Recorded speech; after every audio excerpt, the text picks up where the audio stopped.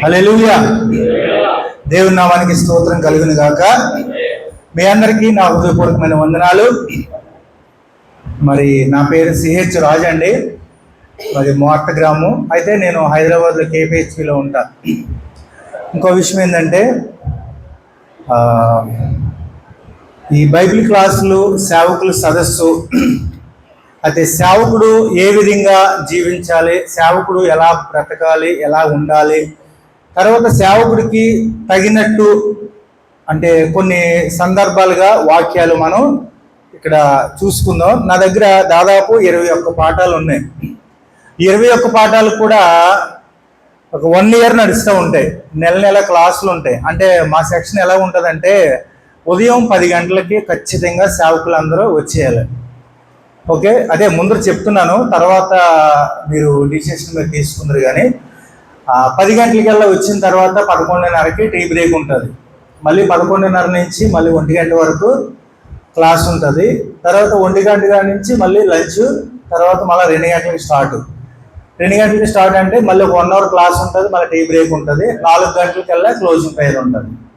మరి ఈ విషయం మీకు అయ్యగారు కర్నెల్ అయ్యగారు చెప్పారో లేదో నాకు తెలీదు, నేనైతే చెప్పాలని ఆశపడ్డా. అయితే ఈ సెక్షన్ ఇలా ఉంటుంది. అయితే ఇప్పుడు ఇంకా ఇంట్రడక్షన్ అవసరం అంటారా? వాక్యంలోకి వెళ్ళిపోదాం, శ్రద్ధగా వినండి. అయితే గ్లోబల్ లీడ్ సంస్థ తరఫున నేను మెంటర్గా పనిచేస్తున్నాను. దాదాపు ఒక 15 సంవత్సరాల నుంచి పనిచేస్తూ ఉన్నాను.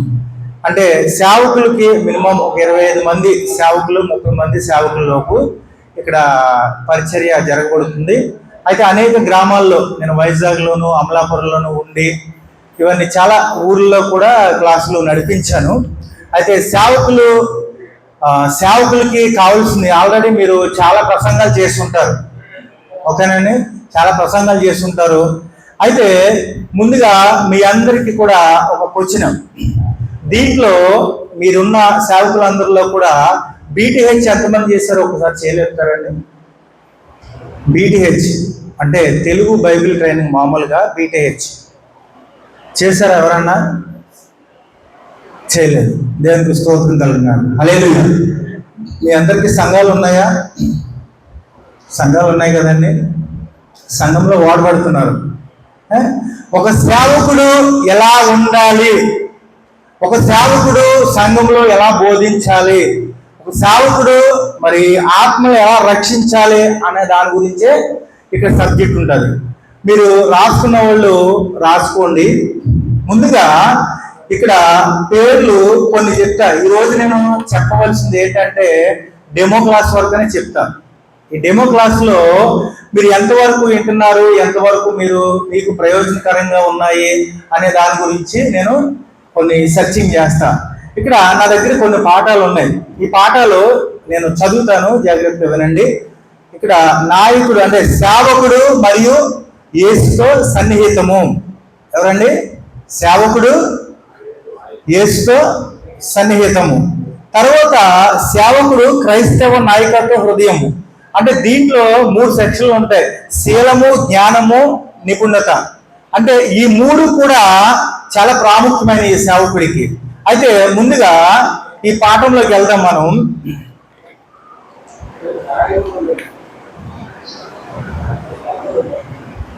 యేసుతో మరియు సన్నిహితము, యేసుతో సన్నిహితము. అయితే ఇక్కడ చూడండి, పరిశీలనగా నడిపించుట అనగా ప్రభావితము చేయుట, క్రీస్తు వలె ఉండుట అనగా యేసు ప్రభావితము చేసినట్లు చేయుట. నాయకులు యేసుక్రీస్తుతో సమీప సన్నిహితము వృద్ధి చేస్తున్నప్పుడే ఇది సాధ్యమవుతుంది. ఒక నాయకుని సార్థకమైన వానిగా చేయుటకు యేసుతో సన్నిహితం యొక్క అర్థము, దాని పద్ధతిని అతడు గ్రహించుట ముఖ్యము.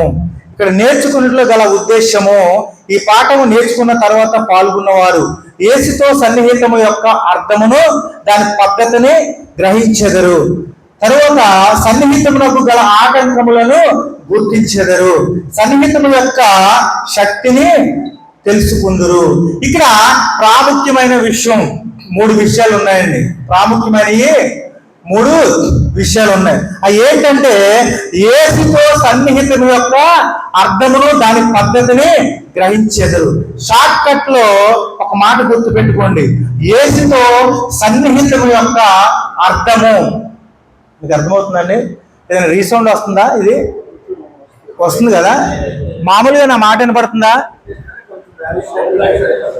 మరి తగ్గించండి, ఎవరున్నారు ఇక్కడ? అదే రీసౌండ్ వచ్చినట్టుగా నాకు అనిపిస్తుంది. లేదంటే నేను వాయిస్ మామూలుగానే మాట్లాడచ్చు, బంద్ చేసాను లేకపోతే. హలో, ఆ ఫ్యాన్ బంద్ చేసేయండి, లేకపోతే ఒక పని చేయండి, లేకపోతే ఉంచేయండి, మామూలుగానే చెప్పేస్తాను. లేదా వినపడుతుందా? వినపడదు కదా, ఓకే.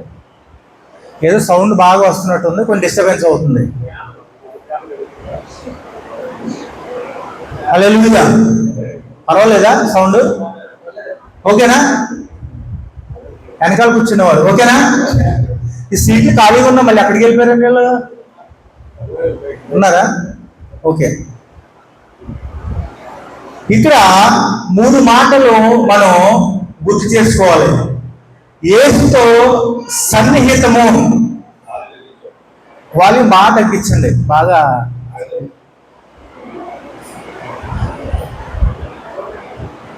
హల్లెలూయా, వస్తుంది ఇంకా బాగానే. అది ఎక్కడ తగ్గించాలో దీన్ని హ్యాండిల్ చేసే ఆయన ఎవరు లేరంటున్నారు, బయటికి వెళ్ళిపోయాము. మీరు ఏది పడితే అది పెట్టేస్తే కయ్యమనిపోతుంది అది.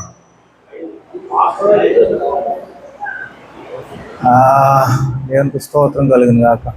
హల్లెలూయా, హల్లెలూయా. ఓకేనా? కొంచెం సరిపోతుందండి. ఓకే ఓకే, చాలండి, చాలు. మీరు వచ్చేయండి బ్రదరు, మీరు వచ్చేయండి, కూర్చోండి.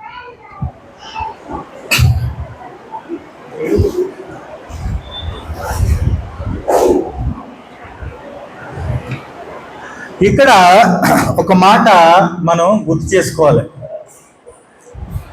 సాతాన్ గాడు ఎక్కడ ఉంటాడండి? సాతాన్ గాడు ఎక్కడుంటాడు? వాడికి ఏంటంటే దేవుని పని ఆటంకపరచడమే వాడి జాబు. అర్థమవుతుందా? వాడు ఖచ్చితంగా ఈ చుట్టుపక్కలే తిరుగుతూ ఉంటాడు. మనం ఎక్కడ దొరుకుతామో అని అక్కడ పట్టుకుంటూ ఉంటాడు. వాడికి అనేక రకమైన ఆలోచనలు చెడగొట్టాలని. ఓకే, కానీ దేవుడు ఇక్కడ ఈ రోజు ఒక అద్భుత కార్యాన్ని జరిగించబోచున్నాడు. దేవుని నామానికి స్తోత్రం కలుగును గాక. హల్లెలూయా. అయితే చూడండి, ఒక సేవకుడు యేసుతో ఎలా ఉండాలో అన్నదే ఈరోజు వాక్యం. ఇక్కడ చూడండి, మూడు మాటలు చెప్తున్నా. యేసుతో సన్నిహితం యొక్క అర్థమును దాని పద్ధతిని గుర్తించాలి. ఫస్ట్ ఆప్షన్ ఏమంటారు? యేసుతో. ఇప్పుడు ఈ లోకంలో మనకి ఎవరు ఎక్కువ?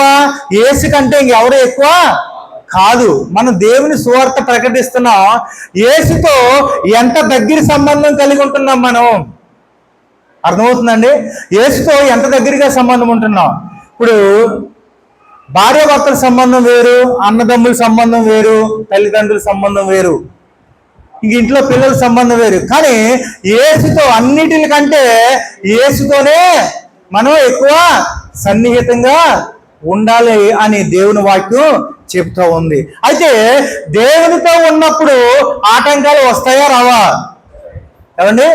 ఖచ్చితంగా ఆటంకాలు వస్తాయి, కష్టాలు వస్తాయి. అక్కడ ఏంటంటే దేవుడు ఏం చెప్తున్నాడంటే దేవునితో ఉంటూ ఈ కష్టాలన్నీ కూడా మన అవలేలుగా తప్పించుకోవచ్చు. అంతేగాని దేవుణ్ణి నమ్ముకుంటే మనకు కష్టాలు రావన్న మాట కాదు. దేవుణ్ణి నమ్ముకుంటే ఖచ్చితంగా కష్టాలు వస్తాయి. కష్టాలు వచ్చినా కానీ వాటి నుంచి తప్పించుకునే మార్గం దేవుడు మనకి కృప చూపిస్తాడు. అయితే ఇక్కడ చూడండి, సన్నిహితమునకు గల ఆటంకములను గుర్తించెదరు. అంటే దేవునితో ఉంటే ఖచ్చితంగా ఆటంకాలు వస్తాయి, ఖచ్చితంగా ఆటంకాలు వస్తాయి. కానీ తర్వాత మూడోది ఏం చెప్తున్నారంటే సన్నిహితము యొక్క శక్తిని తెలుసుకుందరు. దేవునితో ఉంటే నీ శక్తి డబల్ అవుతుందా తగ్గుతాయా? ఖచ్చితంగా డబుల్ అవుతూ ఉంటుంది. అంటే ఈ విషయాన్ని చాలా మనం తక్కువగా చూసామనుకోండి, తక్కువే కనపడుతుంది. మనం ఎక్కువగా చూసామనుకోండి ఎక్కువగా కనపడుతుంది. దేవునిలో ఉన్నప్పుడు శక్తిని పెంచుకుంటాం మనం. దేవుని శక్తి తోడైందంటే ఈ లోకాన్ని మనం జయించవచ్చు. చూడండి, మనకు ఉదాహరణగా చిన్న బిట్లు ఏముంటాయంటే, మరి దావీదు మహారాజు హైట్ ఎంత అండి? ఎంతమంది తెలుసు హైట్ ఎంతమంది? దావీదు మహారాజు గురించి అందరికీ తెలుసు. కానీ ఆయన హైట్ ఎంత ఉంటుంది? 6 అడుగులా 5 అడుగులా? ఏంటండి, 5 అడుగుల 2 అంగుళాలు. అంటే చూడండి, అంటే నాకంటే కొంచెం తక్కువ ఉంటుంది. నేను 6 కదా, కొంచెం తక్కువ. 5 అడుగుల మనిషి ఒక సింహాన్ని ఎలుగుబంటిని చంపాడంటే ఆయనకి ఎంత బలం ఉంటుంది? మనం అనుకోవచ్చు చాలా బలం ఉంటుంది కదా అనుకోవచ్చు. కానీ ఆ బలము తోడు ఎవరున్నారు అక్కడ? యేసయ్య తోడుగా ఉన్నాడే కాబట్టి అందు గురించిన సింహాన్ని గెలుచుకున్నాడు, ఆ ఎలుగుబంటిని చంపగలిగాడు. ఆయన ఎప్పుడు కూడా ఆయనలో ఉన్న బలాన్ని చూసుకోలేదు, కానీ దేవుని బలాన్ని ఎంచుకున్నాడు కాబట్టి అక్కడ కార్యం జరిగింది. ఇక్కడ చూడండి, పరిచయంగా నాయకులు దేవునితో సన్నిహిత సంబంధం కలిగి ఉన్నవాడు, వారి జీవితంలో చాలా సార్థకమైన నుండి వీరిని గూర్చి ఉదాహరణ బైబిల్ నిండా కలవు. ఇక్కడ చూడండి, వారు విఫలులై దుఃఖమైనది క్రైస్తవ నాయకత్వమైన మనము నాకు వేరుగా ఉండి మీరేమియో చెయ్యలేరు అని యేసు చెప్పిన మాటలు జ్ఞాపకం చేసుకుందాం. యోహాను సువార్త 15:5 ఒకసారి చదువుతారు. అది బైబిల్ ఎంతమంది దగ్గర ఉన్నాయి? అందరి దగ్గర ఉన్నాయా? తీయండి, ఒకసారి బైబిల్ తీయండి. ఈ మాట ఒకసారి చదవాలి. నాకు వేరుగా ఉండి మీరేమియో చేయలేరు. అయితే మనం వేరుగా ఉండి సొంత బలం ఉపయోగించి మనం అయితే ఏమీ చేయలేం. దేవుడు తోడుగా ఉంటే ఈ లోకంలో ఏ పనైనా చేయొచ్చు. అయితే ఇంకో విషయం ఏంటంటే, యోహాను సువార్త 15:1-8 నేను నిజమైన ద్రాక్షవల్లిని, నా తండ్రి వ్యవసాయకుడు, నాలో ఫలింపని ప్రతి తీగను ఆయన తీసి పారవేయను. ఫలించు ప్రతి తీగ మరి ఎక్కువగా ఫలింపవలెనని దానిలోని పనికిరాని తీగలను తీసివేయను. చాలండి, దేవుని నామానికి స్తోత్రం కలుగును గాక. హల్లెలూయా. నేను ఈ మాట ఎందుకు చదివించాను అంటే, మనం పదే సంఘాల్లో వాక్యం చెప్తూ ఉంటాం. విశ్వాసులకి వాక్యం అవసరమే, దేవుణ్ణి తెలుసుకోలేని వారికి వాక్యం అవసరమే. కానీ సేవకులకి మరి వాక్యం అవసరం లేదంటారా? ఏమండి, సేవకులకి ఖచ్చితంగా అవసరమే. ఎందుకంటే మన జీవితం ఎప్పుడు నేర్చుకునే పాఠంగా ఉండాలి. కానీ ఏదో మనం మొత్తం ట్రైనింగ్ అయిపోయాము, మాకు పెద్ద సేవ చేసేస్తున్నాము, మాకు సంఘం ఉంది, నేనే ఫస్ట్ నేనే లాస్ట్, ఇవన్నీ అనుకుని నేను వినక్కర్లేదు, బైబిల్ గురించి మొత్తం తెలుసు అనుకుంటే ఆయన అంత ఎర్రోడు ఎవరు ఉండరు. ఎందుకంటే దేవుని వాక్యం నేర్చుకుని కోల్దే నేర్చుకోవచ్చు. రోజు కూడా కొత్తదనం కనపడుతూ ఉంటుంది వాక్యంలో. అవునండి, రోజు కొత్తదనం కనపడుద్ది. ఇదే వాక్యాన్ని మీరు బోధిస్తున్నప్పుడు కూడా మళ్ళీ ఇంకో కోణంలో మళ్ళీ కొత్తగా కనపడుతూ ఉంటుంది. చూడండి, సద్దన్నం ఎవరైనా తింటారా? వేడి అన్నం తింటారా? ఎక్కువ దేనికి మొగ్గు చూపుతారు? వేడన్నం తినాలని ఆశ. ఇప్పుడు ఈరోజు అన్నం రేపు తింటే కొంచెం మనకి మొహంలో ఎలా ఉంటుందంటే, వాంతి అయిపోద్ది, మొహం నీరసంగా ఉంటుంది. ఇదేంట్రా బాబు, నిన్నటి అన్నం వేళ ఈరోజు తినాలంటే కష్టం అనుకుంటాం. చూడండి, దేవుని వాక్యం కూడా మరి ఆత్మీయ ఆహారం. ఈ ఆత్మీయ ఆహారాన్ని మనం భుజించేటప్పుడు దాన్ని భుజించాలి. అంటే వాక్యంలో మనం ఎలా వెళ్ళిపోవాలంటే లీనమైపోవాలి. లీనం అవుతేనే అక్కడ ఉన్న రుచి ఏంటి నీకు అర్థమవుద్ది. అంతేగాని ఏదో పైన చూసేసి పైన వాక్యం చదివేసి తర్వాత ఇది ఇలాగా అది అలాగా అని చెప్తే నువ్వే సెక్షన్ చేసేస్తున్నావు అనుకో, అక్కడ నీకు అర్థం కాదు, తర్వాత దాంట్లో ఉన్న టేస్ట్ తెలీదు. ఇప్పుడు మంచి బిర్యానీ మీకు తీసుకొచ్చి పెట్టాను అనుకోండి, ఇప్పుడు మీకు నోటుకు పెట్టకుండా అక్కడ తీసుకొచ్చి అక్కడ ప్లేట్లో పెట్టాను అనుకో, మీరు చూస్తారు. చూసిన తర్వాత దాని పట్ల మీకు ఆలోచన ఎలా ఉంటుంది? తినాలనిపిస్తుందా, చూడాలనిపిస్తుందా? ఖచ్చితంగా తినాలనిపిస్తుంది. తినాలి, దాన్ని టేస్ట్ చేయాలి. తిని టేస్ట్ చేస్తేనే అప్పుడు ఆ బిర్యానీకి వాల్యూ. మనం కూడా దేవుని వాక్యాన్ని చూడడం కాదు, చదివి దాన్ని ధ్యానం చేసినప్పుడే అప్పుడు నీకు ప్రతిఫలం అవుతుంది.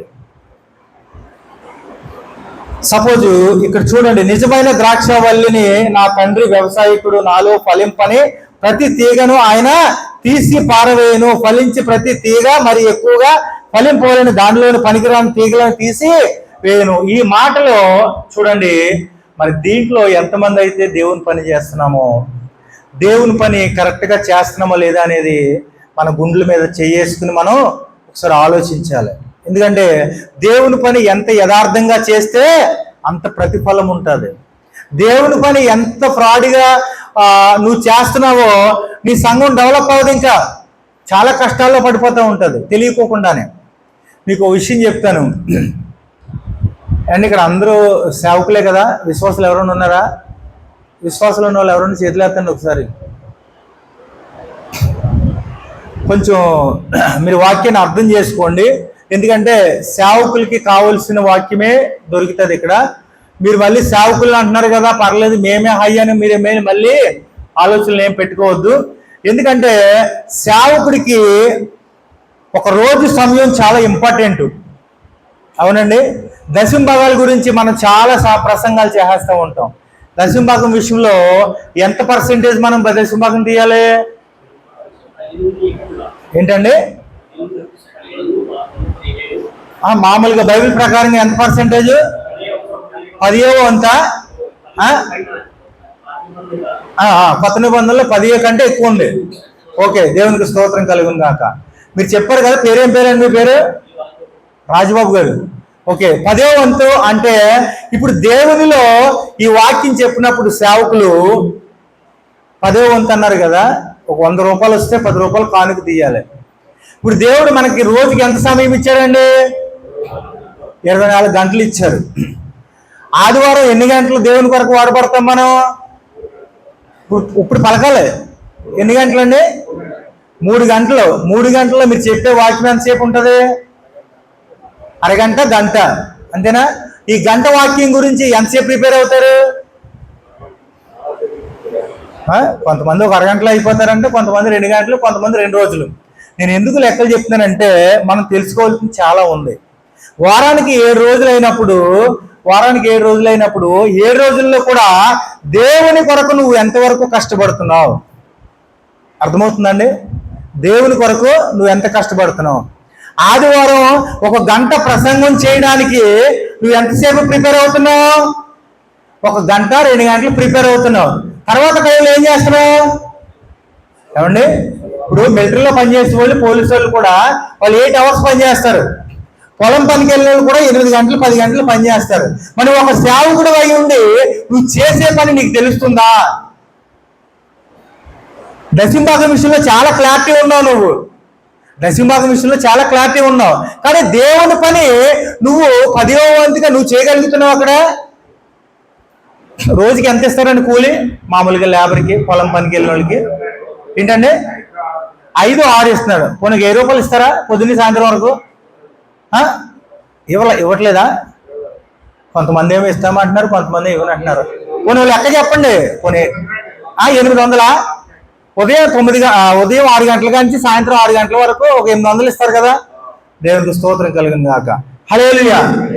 అంటే ఉదయం 6 గంటల నుంచి సాయంత్రం 6 గంటల వరకు ఎన్ని గంటలు? 12 గంటలు. ఈ 12 గంటలు పనిచేస్తే 800 కూలి ఇస్తారని చెప్పి అయ్యగారు చెప్తున్నాడు. ఓకేనా? అంతే కదండి. నేను ఎందుకు లెక్కలు చెప్తున్నానంటే సేవకులకు సంబంధించే, జాగ్రత్త గమనించండి. అయితే ఇక్కడ నువ్వు 12 గంటలు పనిచేసినప్పుడు ఒక 800 కూలి ఇచ్చినప్పుడు దాంట్లో దశమ భాగం ఎంత తీయాలి? 80 రూపాయలు. డబ్బులు లెక్కలు బాగానే చెప్తున్నారా? డబ్బులు లెక్కలు మాత్రం బాగా చెప్తున్నారు, కానీ మీరు చేసే పని ఎలా ఉంది? ఇప్పుడు ఒక విశ్వాసి ఒక 1000 రూపాయలు కానుకిస్తే నువ్వు ఎంతసేపు ప్రార్థన చేయాలి? ఏమండి? గంట చేయాలా? 2 గంటలు చేయాలా? ఇప్పుడు 24 గంటలకి దశంభాగం టైం ఎంతండి? 2 గంటల 40 నిమిషాలు.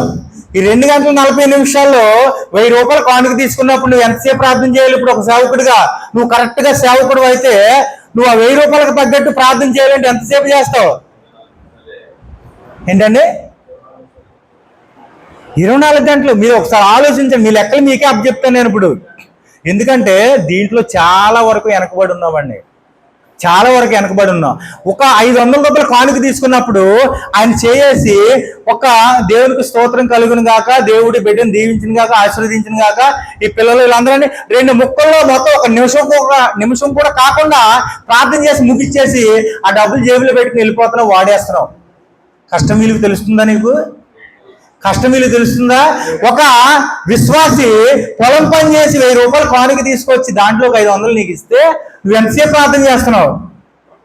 అదే డబ్బులు పొలం పని చేయాలంటే చాలా టైం పడుతుంది. వాళ్ళు చెమట ఊర్చి అంటే చెమట పట్టి అంత కష్టపడి మళ్ళీ మధ్యాహ్నం భోజనం పట్టుకెళ్ళి ఇవన్నీ చేసుకుని ఆ డబ్బులు తీసుకొచ్చి ఎంత సులువుగా నీ చేతిలో పెడుతున్నారో. అది ఎవరి డబ్బులు? అయ్యి దేవుని డబ్బులు. దేవుని డబ్బు నీ సొంతంగా ఖర్చు పెట్టుకుంటున్నావా, లేకపోతే దేవునిలో ఖర్చు పెడుతున్నావా?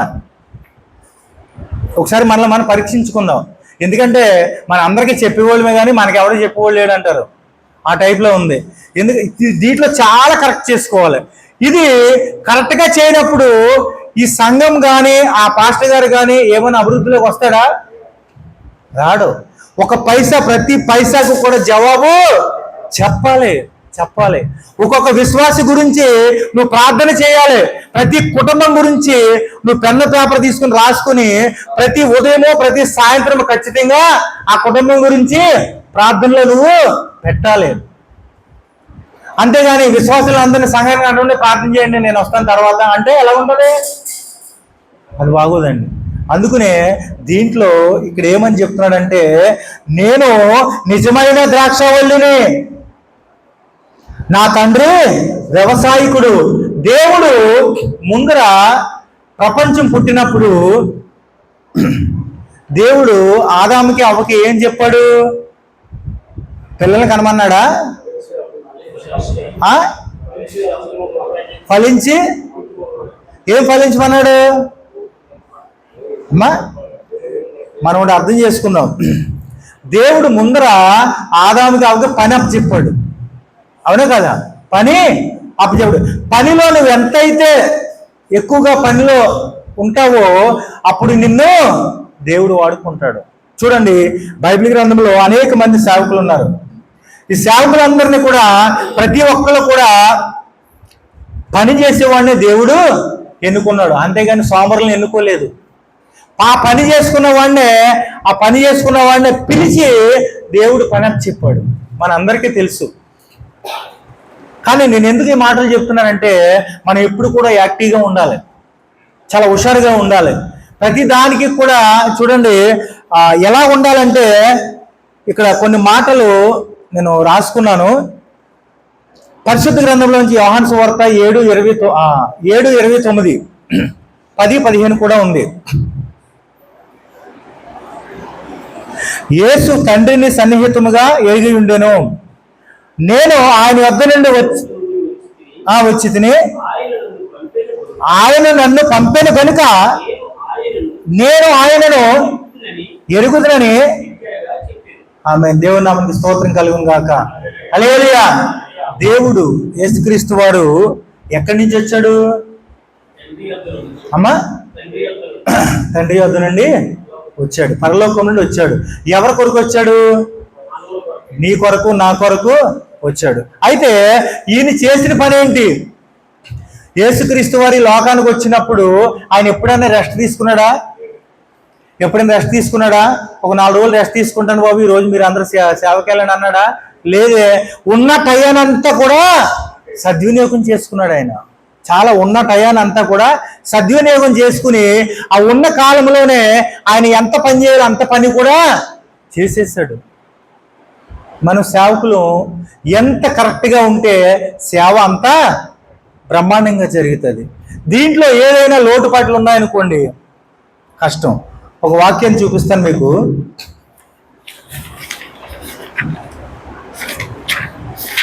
అంటే సేవకుడు ఎలాగుండాలి, ఫస్ట్ సేవకుడు ఉండే లక్షణాలు ఏం కావాలి అనే దాని గురించి ఇక్కడ కొన్ని మాటలు నేను రాసుకున్నాను. పరిశుద్ధ గ్రంథంలో నుంచి 1 తిమోతి రాసిన పత్రిక 3వ అధ్యాయము 4వ వచనం. 4-5. 1 తిమోతి రాసిన పత్రిక 3వ అధ్యాయము 4-5 వచనాలు. అతడు సంపూర్ణ మాన్యత కలిగి తన పిల్లలను స్వాధీనపరచుకొనుచు తన ఇంటి వారిని బాగుగా ఏలువాడై ఉండవలెను. ఎవరైనా తన ఇంటి వారిని ఏలనేరకపోయినా అతడు దేవుని సంఘమును ఎలా పాలించును. మెన్షన్ చేసుకోండి ఒకసారి. ముందర దేవుడు ఏం అప్పచెప్తున్నాడండి? దేవుడు ఏం అప్పచెప్తున్నాడు? సేవ కంటే ముందు ఏం అప్పచెప్పాడు నీకు? ఎవరినండి? అర్థం కాదు, నాకు వినపడతలేదు. కుటుంబాన్ని అప్పచెప్పాడు. కుటుంబాన్ని ఒక సేవకుడు సరిగా పరిపాలించకపోతే రేపొద్దున్న ఆయన సేవను ఎలా చేయగలుగుతాడు? కుటుంబంలో నీ పిల్లలు నీ మాట వినకపోయా, పిల్లలు కాకుండా నీ భార్య నీ మాట వినకపోయా, నీ తల్లిదండ్రులు నీ అత్తమావ నిన్ను ఎక్కడో దూరంగా పెట్టారనుకో, రేపు సేవలో ఎలా వాడబడతావు? నీ కుటుంబంలో నీ వాక్యం చెప్పగలదువా? నీ కుటుంబంలో నీ భార్యకు వాక్యం చెప్పగలదువా? ఏంటంటే అంత ధైర్యంగా ఒప్పుకుంటున్నారేంటి మీరు?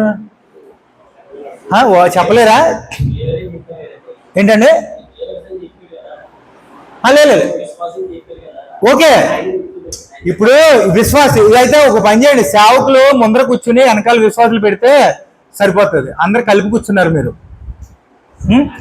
అయితే ఇక్కడ చూడండి, ఇప్పుడు ప్రతి ఒక్క వ్యక్తికి కూడా కావాల్సింది ఏంటంటే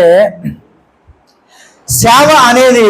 ఇక్కడ చూడండి, అతడు సంపూర్ణ మాన్యత కలిగి తన పిల్లలను స్వాధీన పరుచుకొనుచు తన ఇంటి వారిని బాగుగా ఏలువాడై ఉండవలెను. ముందుగా ఒక సేవకుడికి ఉండవలసిన లక్షణాలు ఏంటంటే తన భార్యని తన కంట్రోల్లో పెట్టుకోవాలి, తన పిల్లల్ని తన కంట్రోల్లో పెట్టుకోవాలి. అంటే కుటుంబం అంతా కూడా ఒక సేవకుడి మాట వినాలి. ఈ సేవకుడు ప్రతి ఉదయము సాయంత్రము కుటుంబ ప్రార్థన జరుగుతుందా లేదా? అదొకసారి ఆలోచించండి. ఎందుకంటే కుటుంబ ప్రార్థన లేనిదే రేపొద్దున దేవుని మందిరంలో ఏం వాడబడలేము. ఫస్ట్ ప్రిపరేషన్ కుటుంబానికి ఇవ్వాలి. కుటుంబంలో ఏ లోటు వచ్చినా కానీ ఖచ్చితంగా ఇంటి యజమాని చూసుకోవాలి, ఏం లోటు ఉంచకూడదు. అంటే ఇక్కడ చూడండి, అదే చెప్తున్నాడు, ఎవడైనా తన ఇంటి వారిని ఏలనేరకపోయిన అతడు దేవుని సంఘమును ఎలాగూ పాలించును. కొంతమంది ఉంటారు సేవకులు, ఇంట్లో ఆ సెక్షన్ నడవదు, పిల్లలు మాట వినరు, కానీ ఆయన మాట ఎవరు వింటారు? సంఘంలో విశ్వాసులు మాత్రమే వింటారు. తర్వాత ఇంటికాడ భార్య వినరు, పిల్లలు వినరు. ఇలా ఎంతమంది ఉంటున్నారో ఒకసారి ఆలోచించండి. ఇది మంచిది కాదు. సేవకు తగినట్టుగా మనం ఉండట్లేదు. ఒక పోలీస్ ట్రైనింగ్లో, ఒక మిలిటరీలో ఒక యవనస్తుడిని తీసుకోవాలి అంటే అతనికి ఎన్ని క్వాలిటీస్ ఉన్నాయో అవన్నీ కూడా అక్కడ పరీక్ష పెడతారు. అతను రన్నింగ్లో బాగా పరిగెట్టగలడా, అతని బలంలో ఎలాగున్నాడో, ఆరోగ్యంలో ఎలాగున్నాడో అన్నీ కూడా కనుక్కున్న తర్వాతనే అతనికి జాబు ఇస్తారు. ఆ జాబ్ ఇచ్చే విషయంలో కూడా చాలా పరీక్షించి ఇస్తూ ఉంటారు. కానీ దేవుడు, ఈ లోకంలో చాలా మంది ఉన్నారు, కానీ ఈ ప్రధానమైన జాబు ఒక సేవ అనేది మరి నీ దాకా వచ్చింది. నువ్వు ఒక సేవకుడిగా ఉన్నావు అంటే అది దేవుని కృప. మరి దేవుని కొరకు మనం ఎంత యథార్థంగా వాడబడుతున్నాం అనేది చాలా ప్రాముఖ్యం. ఒకసారి గుర్తుపెట్టుకోండి. ఎందుకంటే దీంట్లో మనం చాలా జాగ్రత్తగా ఉండాలి. ఇక్కడ చూసినట్లయితే యేసుతో సన్నిహితము అనేది చాలా ప్రాముఖ్యము. అంటే యేసుక్రీస్తు వారికి తండ్రి అయిన దేవునికి ఎంత సంబంధం ఉంది? చాలా చాలా చాలా దగ్గర సంబంధం ఉంది. ఒక దేవుడై ఉండి యేసుక్రీస్తు వారు ప్రార్థన ఎంతసేపు చేసేవాడండి? తెల్లవారులు ప్రార్థన చేసేవాడు. అంటే ఏం మాట్లాడుకున్నారంట వాళ్ళిద్దరూ? ఎప్పుడైనా ఆలోచించాము అసలు మనం? తండ్రి అయిన దేవుడు యేసుక్రీస్తు వారు ఎంతసేపు మాట్లాడుకుంటారు? ఏం మాట్లాడుకున్నారు ఆయన? చూడండి, నిజమైన స్నేహితుడు మన దేవుడు. అయితే ఇక్కడ ఒక మాట గమనిద్దాం. ఇక్కడ చూడండి, యోహాను సువార్త 10వ అధ్యాయం 15వ వచనంలో, తండ్రి నన్ను ఎలాగునో ఎరుగునో నేను తండ్రిని అలాగూ ఎరుగుదును. యేసు తండ్రిని ఎరుగు ఎండుట అనున్నది ఆయనతో తండ్రితో ఏకమై ఉన్నందున మాత్రమే కాదు, కానీ ఆయన ఈ సంబంధమును పెంపొందించుటకు ద్వారా కూడా వచ్చినది. హల్లెలూయా.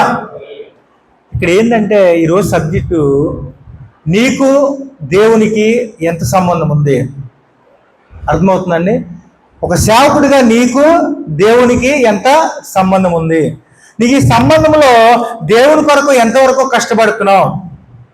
నీ కుటుంబం కొరకు ఎంతవరకు కష్టపడుతున్నావు అనేది చాలా ప్రాముఖ్యమైన విషయం. అయితే ఈ స్నేహంలో దేవునితో మన ప్రార్థనలో ఎంతసేపు గడుపుతున్నాం? రోజుకో గంట గడుపుతున్నామా? లేకపోతే 2 గంటల టైం తీసుకోండి. ఎందుకంటే దేవునితో ఎంత దగ్గరగా ఉంటే అంత మనకి మంచిది. తరువాత చూడండి, మీకు ఒక చిన్న ఉపమానం చెప్తా, అందరికీ తెలిసిందే. అయస్కాంతం ఉందనుకోండి, ఈ అయస్కాంతం ఒక పినీస్కి పెడతాం, పక్కన లాక్కుంటూ ఉంటుంది, అవునా? ఇట్లా టచ్ అయిపోతూ ఉంటుంది. టచ్ అయినప్పుడు అది కొద్దిసేపు, ఎక్కువసేపు, గంట సేపు ఉంచిన తర్వాత ఆ పిన్నిస్ని తీసుకెళ్ళి ఇంకో పిన్నిస్కి లింక్ చేసామనుకోండి, ఆ పవర్ దాంట్లో ఉంటుందా ఉండదా? ఉంటుంది కదండి. ఉన్నప్పుడు ఆ పినిస్ ఇంకో పినిస్ను కూడా ఆ పవర్ లాగుతుంది. ఎంతసేపు లాగుతుంది?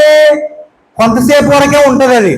తర్వాత మళ్ళీ పవర్ తగ్గిపోద్ది. మళ్ళీ అయస్కాంతం దగ్గర పెడితే మళ్ళీ పవర్ పుంజుకుంటుంది. అలాగనే చూడండి, మనం ఎప్పటికప్పుడు ఖచ్చితంగా ఛార్జ్ అవుతూ ఉండాలి, దేవునితో ఛార్జ్ అవుతూ ఉండాలి. మనకు అన్ని లోకంలో చాలా ఉన్న సామెతలు. సెల్ ఫోన్కి ఛార్జింగ్ లేకపోతే ఉపయోగం లేదు. అది 1,00,000 రూపాయలైనా 2 లక్షలైనా ఉపయోగం లేదు. ఛార్జింగ్ ఉంటేనే దాని పవరు. అర్థమవుతుందండి? నువ్వు 1,50,000 ఫోన్ కొన్నావు, ఇక ఈ ఫోన్ అంతే 1,50,000 రూపాయలు. దీనికి ఏం కావాలి? ఇప్పుడు ఫస్ట్ ఛార్జింగ్ ఉంటేనే దాని పర్ఫార్మెన్స్. ఛార్జింగ్ లేకపోతే వేస్ట్. అలాగనే మనకి కూడా, ఒక దైవ సేవకుడికి కూడా ఛార్జింగ్ అంటే ప్రార్థనా జీవితం అనేది చాలా ప్రాముఖ్యం. ఈ ప్రార్థనా జీవితం సరిగా లేదనుకోండి, దేవునితో సంబంధం అటు ఇటుగానే ఉంటుంది. ఈ విషయంలో చాలా నేర్చుకోవాలి మనం. ప్రార్థన విషయంలో శిష్యులు ఏమని అడిగారండి? ఏం నేర్పమన్నారు? ప్రార్థన నేర్పమన్నారా? ప్రసంగం నేర్పమన్నాడా? ప్రార్థన నేర్పమన్నాడు. దేవుని దగ్గర నుంచి అనేకమైన ఆశీర్వాదాలు మనం పొందుకోవాలి అంటే దేవుణ్ణి అడిగే పద్ధతి తెలియట్లేదు మనకి. దేవుణ్ణి ఎప్పుడు అడగాలి?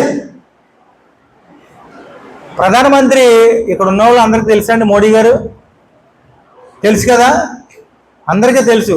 మోడీ ప్రధానమంత్రి అందరికీ తెలుసు. కానీ ప్రధానమంత్రికి నువ్వు తెలుసా? నువ్వు తెలీదు. నీ ఊరేంటో తెలీదు, నీ పేరేంటో తెలీదు, నీ ఇంటి పేరేంటో తెలీదు, నీ పిల్లలు ఎవరు తెలీదు. కానీ నీకు ఎవరు తెలుసు? నాకు ప్రధానమంత్రి తెలుసు. కానీ ప్రధానమంత్రికే నువ్వు తెలుసుంటే చాలా గొప్ప విషయం.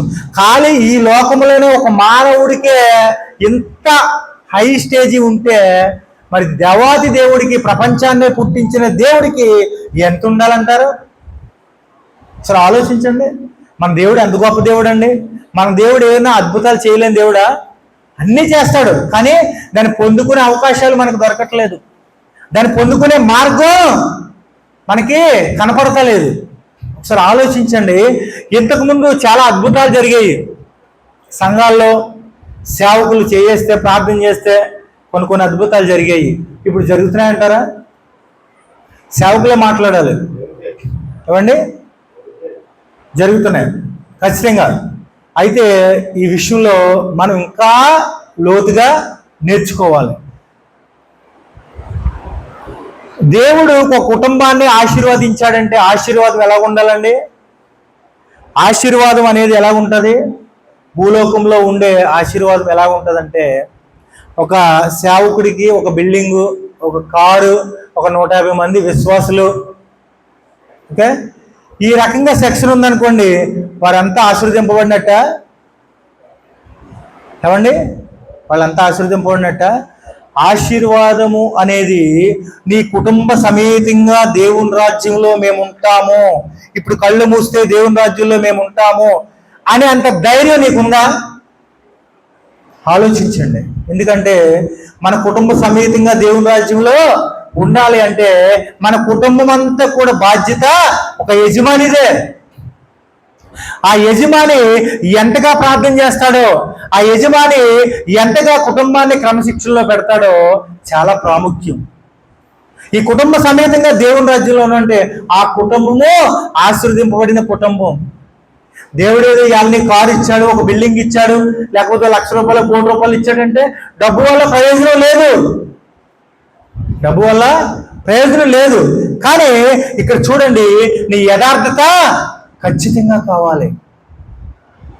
చూడండి, ఇంకో మాట చదువుకుందాం.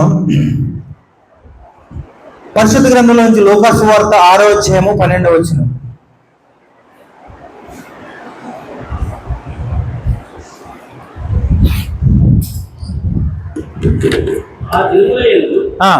ఆయన ప్రార్థన చేయుటకు కొండకు వెళ్ళి దేవుని ప్రార్థించుటకు రాత్రి గడిపెను. దేవుని నామమునకు స్తోత్రం కలుగును గాక. హల్లెలూయా. ప్రార్థన చేయుటకు ఎంత గడిపాడంటే సమయం అండి? రాత్రి గడిపెను. మరి ఒక సేవకునిగా రాత్రంతా కూడా దేవునితో సత్సంబంధం కలిగి ఉంటున్నారా? చూడండి, రాత్రి అంతా దేవునితో సత్సంబంధం కలిగి దేవుని దగ్గరికి వెళ్ళి మొరపెట్టుకుని ప్రార్థన చేసే అంత స్టోరేజ్ ఉందా మనలో? చూడండి, లోకంలో ఒక సామెత ఉంది, నీ హృదయంలో ఏముందో నీ నోరు మాట్లాడుతుంది. నీ హృదయంలో స్టార్ట్ చేసుకోవాల్సింది ఏంటి? దేవుని వాక్యాన్ని, దేవుడు చేసిన అద్భుతాలు, దేవుడు చేసిన కార్యాల్ని మనం నెమరు వేసుకుంటూ ఉండాలి. ఇంకో మాట చదువుదాం. లూకా సువార్త 9:28.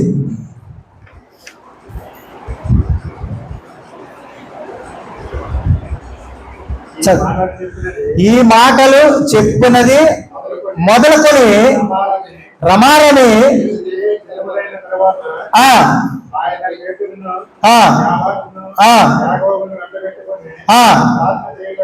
ప్రార్థన చేయుటకు ఒక కొండ ఎక్కెను. దేవుని నామానికి స్తోత్రం కలుగును గాక.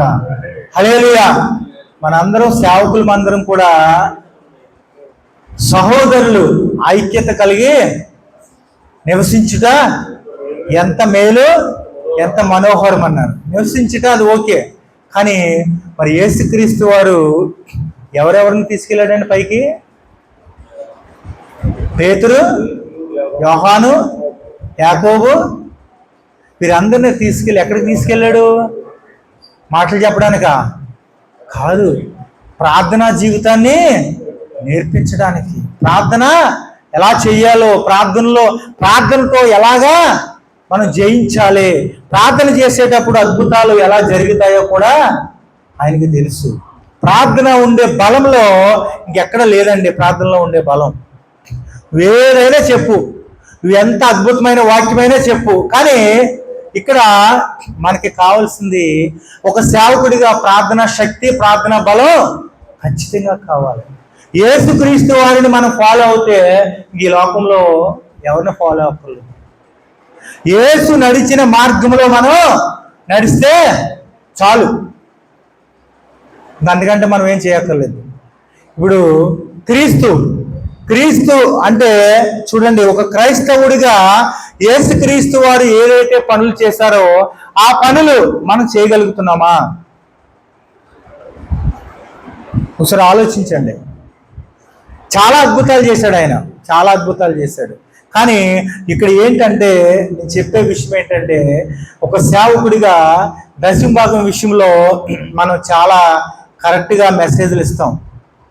అదే దశమభాగం విషయంలో అదే పద్ధతిలో నువ్వు కూడా దేవునికి సమయాన్ని కరెక్ట్గా ఇస్తున్నావా?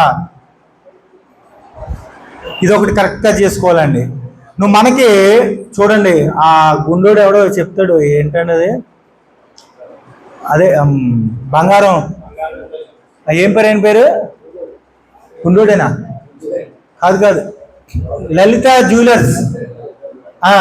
ఏం చెప్తాడండి మాట, డబ్బులు వాడికి ఎలా తెలుసంట? అందరికీ తెలుసు ఆ మాట. కానీ వాడు ఎలా హైలైట్ చేశాడు చూడండి, మనుషులను ఆకర్షణ పెట్టుకోవడానికి. డబ్బులు ఎవరికి ఊరికే రావు. మరి మనము కూడా దశమభాగం విషయంలోనూ కానుకల విషయంలోనూ చాలా కరెక్ట్గా ఉంటేనే దేవుడు నిన్ను సరిగా ఎన్నుకుంటాడు. ఈ విషయంలో చాలా జాగ్రత్తగా ఉండాలి. నీ నమ్మకత్వం ఎక్కడ తెలుస్తుంది? నీ నమ్మకత్వం ఎక్కడ తెలుస్తుందండి? నువ్వు ప్రతి పైసాకి లెక్క చెప్పినప్పుడే నువ్వు నమ్మకస్తుడు అని తెలుస్తుంది.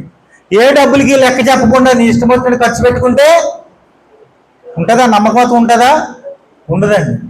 ఈ విషయంలో మనం చాలా ఉండాలి. ఇదొకటి.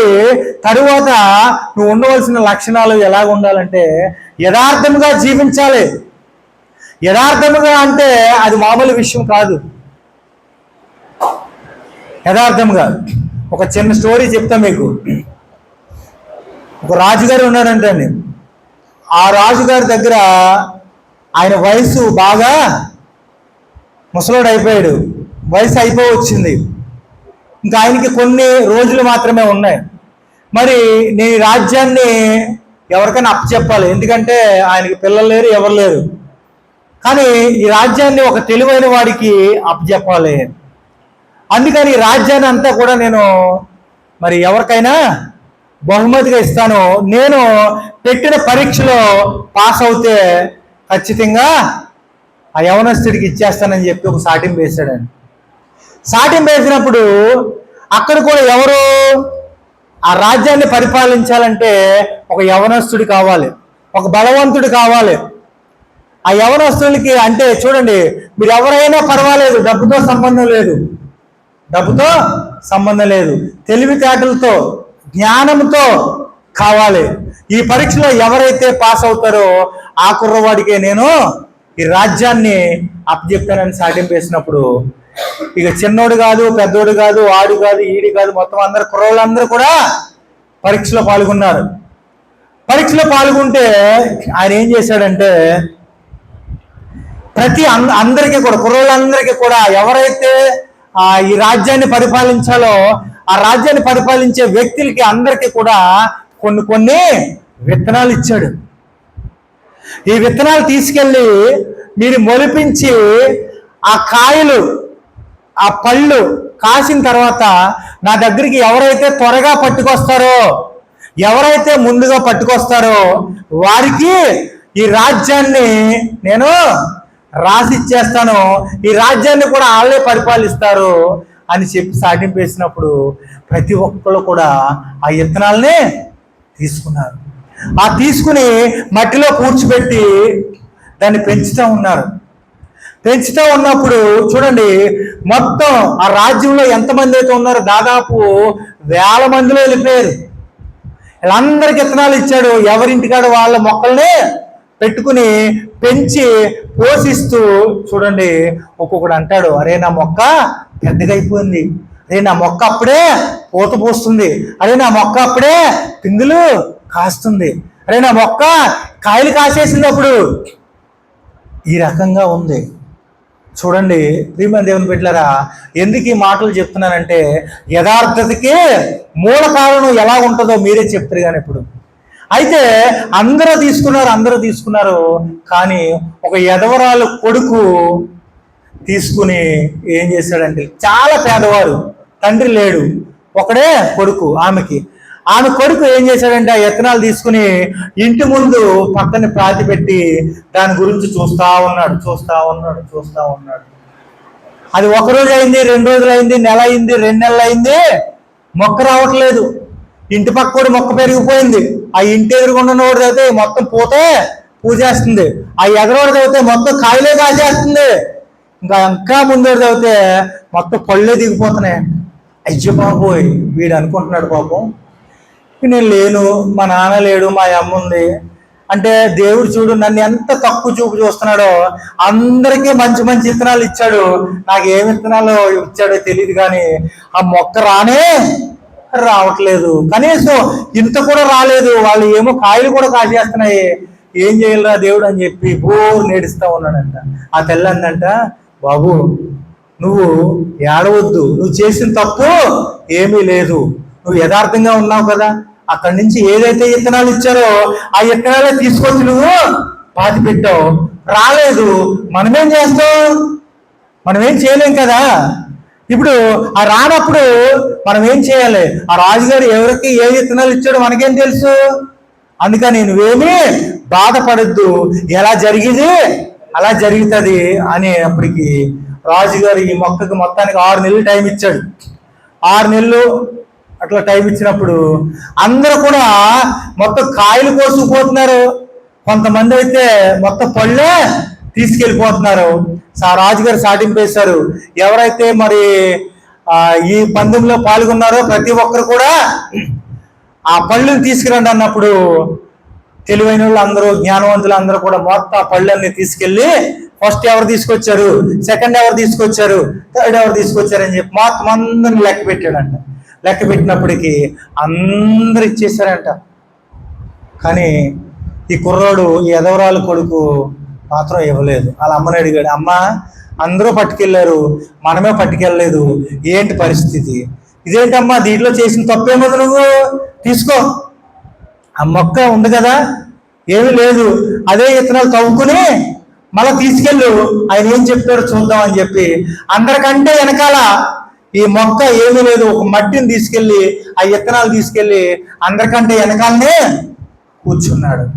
అందరికంటే వెనకాల కూర్చున్నప్పుడు రాజుగారు అన్నాడు, ఎరా బాబు ఎన్ని రోజులైందమ్మా మొక్క పెట్టి? 11 రోజులైంది. నువ్వెన్ని రోజులైంది పెట్టి?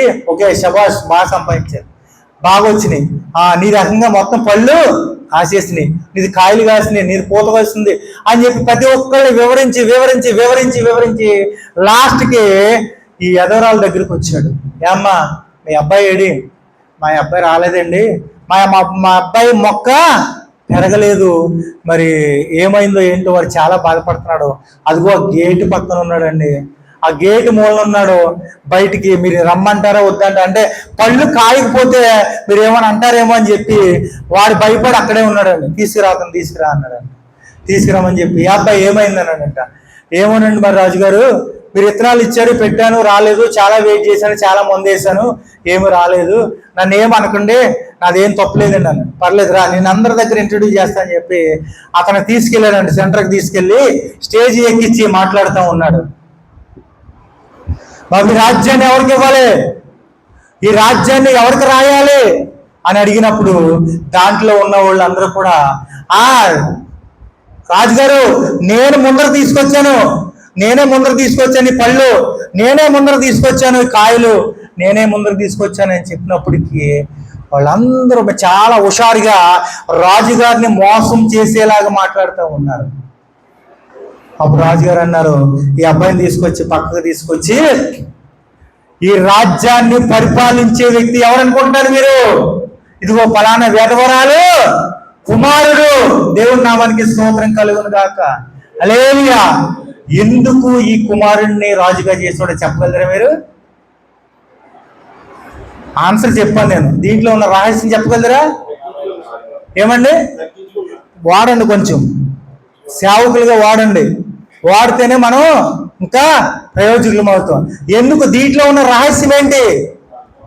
రహస్యం చెప్పండి ఒకసారి. నేను చెప్పేస్తే అయిపోతుంది, ఏం లేదు ఇక్కడ. మీరు విశ్వాసులు కాదు, అందరూ సేవకులే.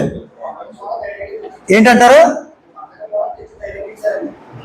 ధైర్యంగా తెచ్చిచ్చాడు అన్నారు. ఇంకా మీరు మాట్లాడి స్పందించాలి, మీరు స్పందిస్తేనే నేను ఇంకా రిప్లై జవాబు ఇస్తా. Right, correct. దేవుని నామానికి స్తోత్రం కలుగును గాక. ఈ రాజుగారు ఏం చేశాడంటే అన్ని విత్తనాలు కూడా ఉడకబెట్టి ఇచ్చాడు. ఉడకబెట్టిన విత్తనాలు ఎప్పుడైనా ఫలిస్తాయా? ఏమండి, ఉడకబెట్టిన విత్తనాలు ఎక్కడ ఫలిస్తాయా? ఫలించు. ఉడకబెట్టి ఇచ్చినప్పుడు చూడండి, ఇక్కడ రాజుగారు ఏం తెలుసుకున్నాడు? ఇక్కడ యథార్థత. వీళ్ళు ఏం చేశారు? ఆ మొక్కలు మొలవలేదని చెప్పి మళ్ళీ మార్కెట్కి వెళ్ళిపోయి సేమ్ జిరాక్స్ కాపీ తీసుకొచ్చేసి అయ్యో పండించేసి నాకు రాజ్యాన్ని రాసిచ్చేస్తాడు కదా అని చెప్పి ఈ తెలివితేటల్లో వెళ్ళిపోయి నాకు రాజ్యాన్ని రాసిచ్చేయండి అన్నట్టుగా మాట్లాడుతూ ఉన్నారు. చూడండి ప్రియమైన దేవుని బిడ్డలారా, ఎందుకు ఈ స్టోరీ చెప్పానంటే మనం ఎంత యథార్థంగా ఉన్నామో ఇంటి పక్కడికి అనవసరం దేవునికి దగ్గర యథార్థంగా ఉన్నావంటే నీ జీవితం అంతా కూడా యథార్థతగా ఉంటేనే నువ్వు ఒక సేవకుడిగా ప్రయోజనకరంగా ఉంటావు. నీలో ఇంకా లోపాలు ఉన్నాయేమో సరి చేసుకో. నీలో ఇంకా ఏమన్నా తగ్గించుకోవాల్సి ఉన్నాయేమో.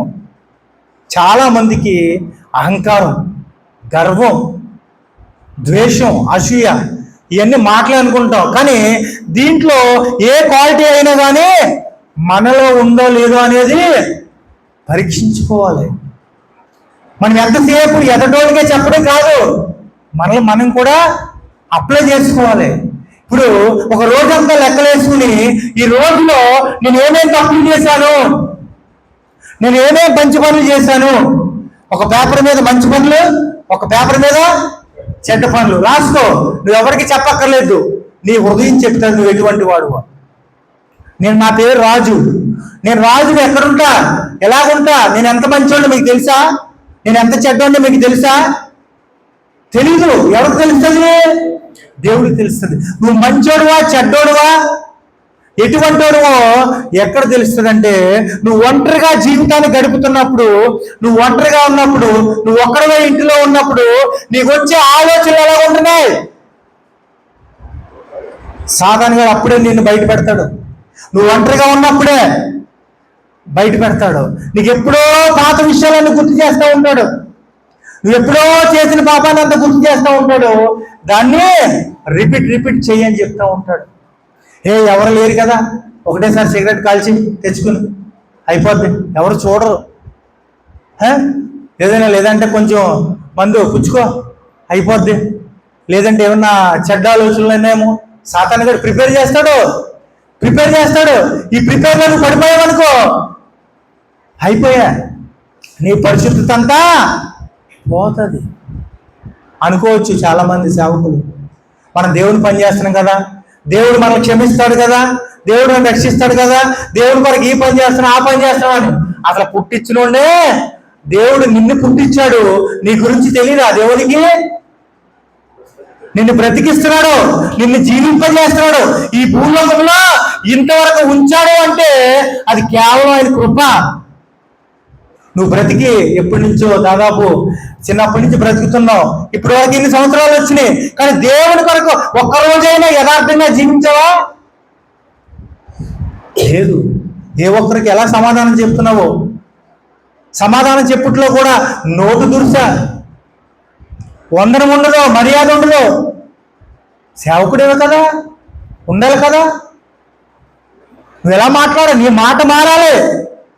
నీ మాట మారాలి, నీ ప్రవర్తన మారాలి, నీ పరిస్థితులు మారాలి. యేసుక్రీస్తు వారు ఎప్పుడు కోపడ్డాడని చెప్పండి ఒకసారి. ఏంటండి?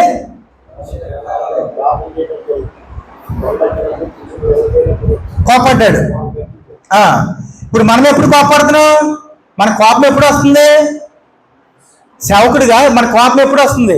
అసలు కోపంతో సాధించింది ఈ లోకంలో ఏదైనా ఉందండి? కోపంతో శాంతంగా జీవించినప్పుడే, మంచితనంతోనే మనం జీవించినప్పుడే కొన్ని విజయాలు సాధించాం. కొంతమంది ఉంటారు, అయ్య బాబాయ్ ఆడికి చాలా కోపం రా బాబు, చాలా షార్ట్ టెంపర్, ఇమ్మీడియట్లీ కోపడిపోద్ది. ఏం చేస్తాడు కోపం ఎవడ ముంచుతుంది? ఆయన్నే ముంచుతుంది కోపం. ఈ కోపం మనకి పనికిరాదు. మన జీవితం చాలా ధన్యకరంగా ఉంటుంది. టైం ఎంత అయిందండి? 12 అయిందా? దేవునికి స్తోత్రం కలుగుగాక.